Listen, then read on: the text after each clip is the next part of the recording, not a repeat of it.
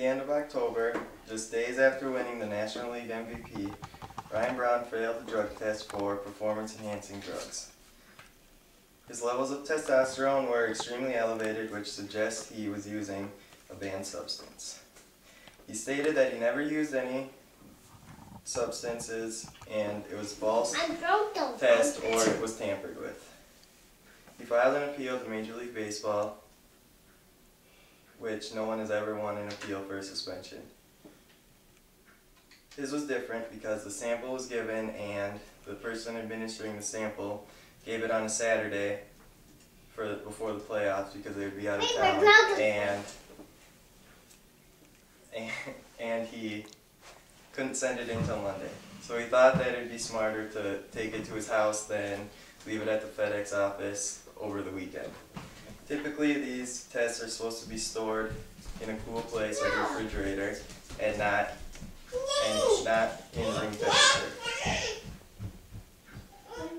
His was left on the counter in a Tupperware dish, and he took it to the office on Monday. It is still unknown whether being heated urine sample can raise testosterone levels, but that's what he's claiming happened, or that the guy tampered with it since he had it at his house and not at the FedEx office where it was supposed to be.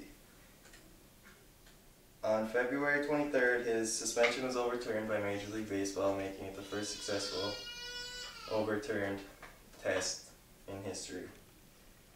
Nobody thinks that he's telling the truth, and everybody thinks that he was using drugs because he had an outstanding season, and he passed the next test he got a couple days later, but the substances he failed for would have been out of his system in a couple days. This is why I believe that the use of performance-enhancing drugs in sports is wrong. First, I'm going to talk about the history of performance-enhancing drugs. The major use of PEDs in sports traces back to 1954. As Russians began to dominate the sport of powerlifting, a team doctor revealed to a U.S. doctor that they were using testosterone injections to get strong and win all the competitions. The U.S. weightlifting coach named John Ziegler began working in creating the first anabolic steroid. The steroid was released in 1958 by a pharmaceutical company, and by the 1960s they were becoming more and more popular and common in athletes. It wasn't until 1975 that anabolic steroids were added to the list of banned substances by Olympic athletes. On May 14, 1992, two-time All-Pro NFL defensive end Lyle Alzado died of brain cancer at age 43. Just before his death, he revealed that he thought his disease was a result of more than 20 years of using steroids and human growth hormone. Slowly, more and more athletes come clean and tell about how they used one of these two drugs at the peak of their careers and used it to achieve success. His cancer was never proven to be linked to either of the drugs, but it is still believed that that's what caused it. Second, I'm going to talk about the use of performance-enhancing drugs in Major League Baseball and the NFL. The first major person to admit to Major League Baseball was Ken Caminiti in 2002. He retired in 2001 and admitted to using when he won the 1996 National League MVP. In an article in Sports Illustrated, he stated that he estimates at least half of Major League Baseball players used some kind of steroid and were regular users. He died at the age of 41 in 2004 from a heart attack, which is believed to be caused by the lasting effects of using steroids.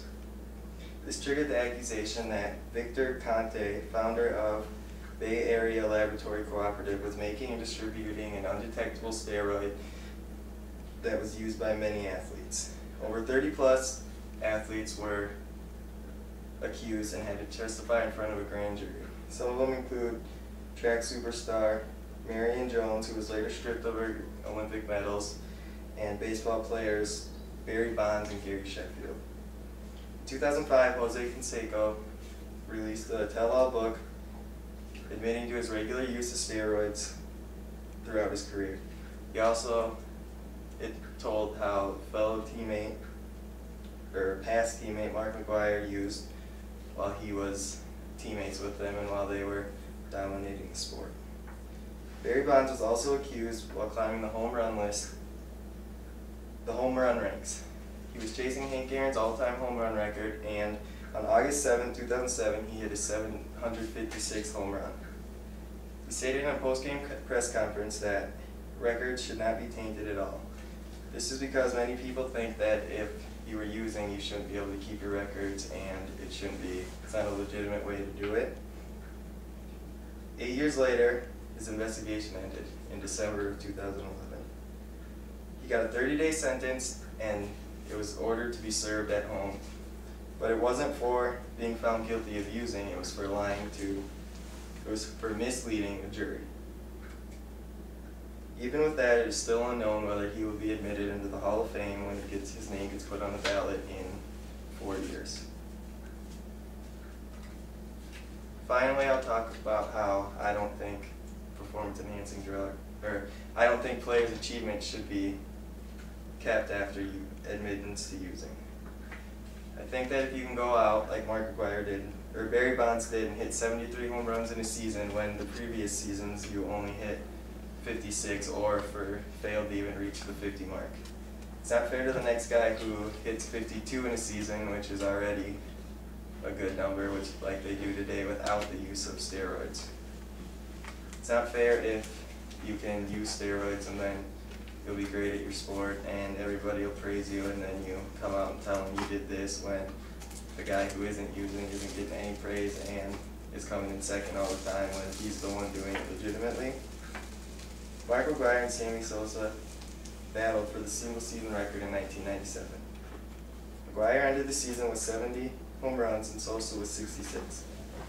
Sammy Sosa was 26 more than he hit the previous season, which was pointing to the use of steroids.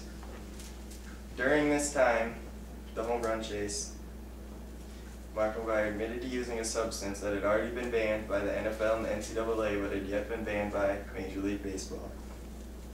He doesn't think he did anything wrong, and he still kept the record until Barry Bonds broke it in 2004. Lately, or in 2010, he came clean about everything when his brother wrote a book, or somebody wrote a book, and told everybody about his regular steroid use and what he did and why he did it and when he did it, and he was using the entire time, the main part of his career.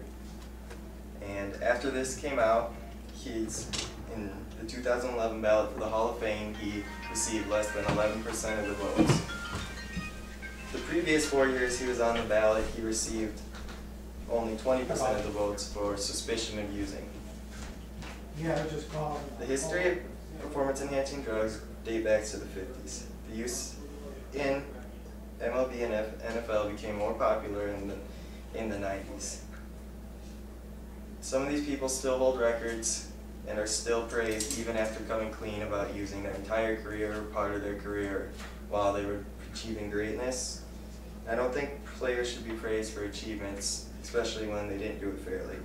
Hopefully next time you're watching a game and someone is approaching a record who may or may not have used steroids or may have been accused of using steroids, remember what I said and decide if they did it honestly.